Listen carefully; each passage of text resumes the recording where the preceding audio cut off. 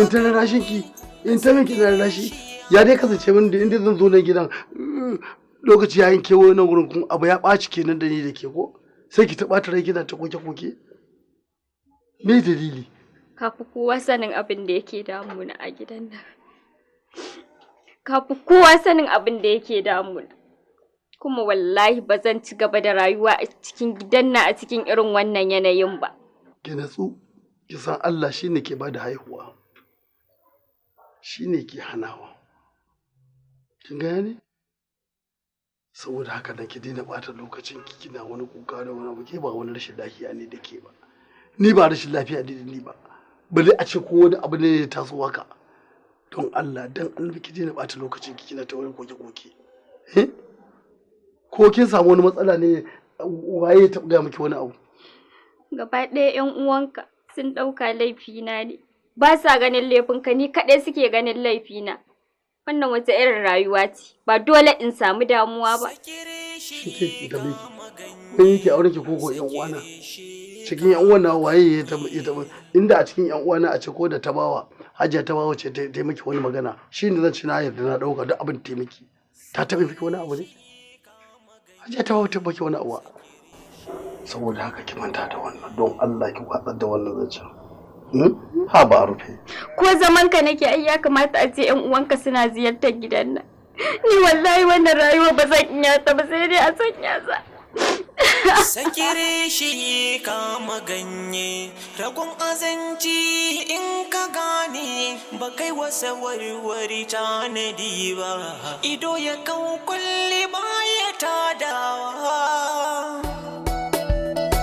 sakire shi kama ganye sakire shi kama ganye sakire shi kuma gashi kin zo ko ruwa ban ka miki ba ko ai ba ruwanki na zo sha ba ai ko na akai in kawo Umar nan ki shiga ki kira shi dan Hajiya na son ganin shi to ai ko ba komai bai kamata ki bani wannan amsar ba dan nace zan ka miki ruwa ki sha ke da mun fa matan nan haka kike ke ba wuya ki juya magana daga na ce miki ba ruwanki na zo sha ba ko an ce miki gida babu ne waga ba sabon ba duka wallahi tallahi tsaf a cikin gidan nan zan miki mugun duka tunda ke ba mutunci gare shi ba yanda kika raina shi zaki raina Hajiya ne to muddin wallahi tallahi ya dawo baki faɗa mai cewa Hajiya na kiran shi ba ke da ita tunda baki ganin mutuncin kawo balantana ki gana ai shi ma baki ganin mutuncin nashi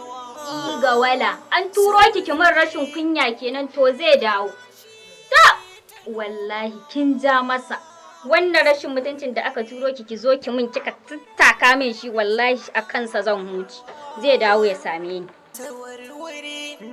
an sakire shi an kama ganye an sakire shi an kama ganye sakire shi ba mai gadi ya labai zo ma ka gaji ka dai san na kafa dokoki a gidan nan ina fatan yadda na kafa haka yake tafiya yanda ka faɗa haka ake yanda ka ce ba wani wanda yake zuwa kai da lokacin ruwa gidan makota da kace kar su shigo ba makota kawai ba irin shiga da fitan nan to wannan ya shiga ya fita wannan ta shigo wannan shigo shine fana su an gama ka san irin yadda nake so na sani wallahi idan kai saki akan wannan a aikin ka zan dauke baka da wani amfani wallahi ba zai faru ba wallahi tallahi ba zai faru ba wallahi ai ba yanda ka faɗa haka da ko ƙara an ja bakin kofa labai fita nake na zau maganar da kace kana so na je ne tunani ba zai yiwu ba ba yadda za a yi mai gadi ya yi aure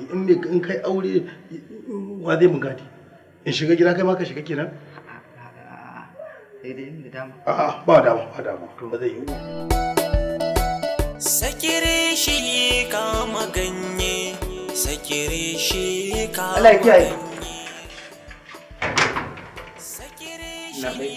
ai ko igiya sanya gidan nan za ta yi wura sai ta koma ganye sakire shi kama ganye ragon azanci in ka gane ba kai wasa warware tanadi ba ido ya kawo kulli baya tadawa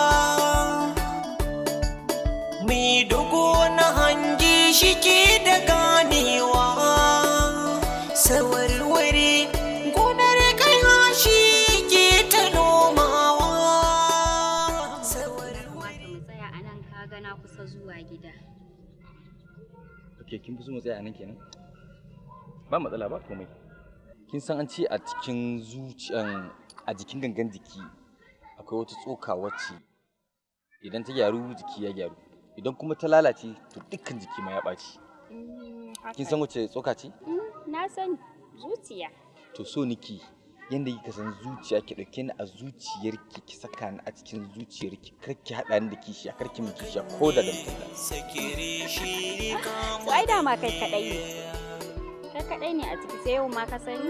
A aikin sun idan mutum wai yayi shuka yana so ya dan rika bata ruwa saboda dai ka zo a samu matsala ko ba haka ba da dan taki. Ba dai bari ma haɗu gobe. Ba matsala. Yanzu dai kin fi so mu rubu a nan din kenan. Wallahi gashi ba ma na so ka tafi. A ba matsala tunda kin fi son hakan. Yanzu bari in je ni to tunda kin fi son.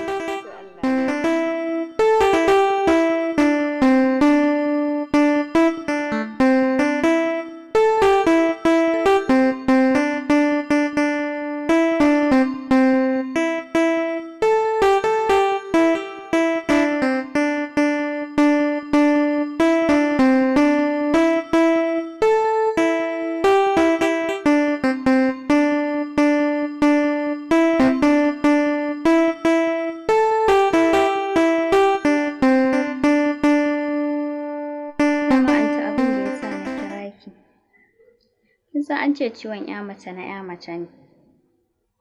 To abin yana damuna sosai wallahi. Gaba ɗaya zaman gidan nan ya ishe ni, ya fita daga kaina. Kin san ko da yaushe ita a rayuwa ana so a ga ci gaba. To babu ci gaba. Yau shekaran mu 3 da mutumin nan. Babu wani bayani. Kullum ni kaɗai a cikin gida. To abin nan yana damuna. Shine naga ya kamata in kira ki ko ki bani shawara ko kuma duk ma ko ma meye dai mu nemi mafita a ciki. Ba ma wannan ba, 'yan uwansa yau wajen shekara 2 babu mai tako ko ƙofar gidan nan. Kamar wadda aka ɗauko wani mugun abu aka ajiye a cikin gida. Wannan wace irin rayuwa ce? Duk macen da ta aure tana so ta ga dangin miji suna mu'amala da ita. Ko ba haka ba? Yanzu kina tunanin idan mutumin nan ya faɗi ya kwanta ya mutu, ya za a yi da dukiyarsa? 'Yan uwansa ba sa ziyarata. Rigima ta abu. Ina mafita? To a wuri na nan bai kai ya kawo ba. Anti wannan ba ƙaramin matsala ba ce. A gurina wannan matsala ce babba kuma tashin hankali. Ki kwantar da hankalinki insha Allahu komai zai riga ya wuce. Kina samun rashin jituwa ke da shi ko? To ki kwantar da hankalinki. Akwai wani shawara da mun da zan baki a zamarki na kanwata. Wannan shawara zai mana amfani ni da ke. Ki bi shi ki masa ladabi da biyayya kamar ba ku taɓa samun matsala ke da shi ba. Kin ji ko? Saboda in kika yi wannan to mun samu babbar mafita a tattare da shi wanda insha Allahu komai zai zo mana ƙarshe. Shikenan. Zan yi ƙoƙari na ga na bi duk umarnin da kika bani. Duk da dai mutumin nan naga ya fara fita daga zuciyata.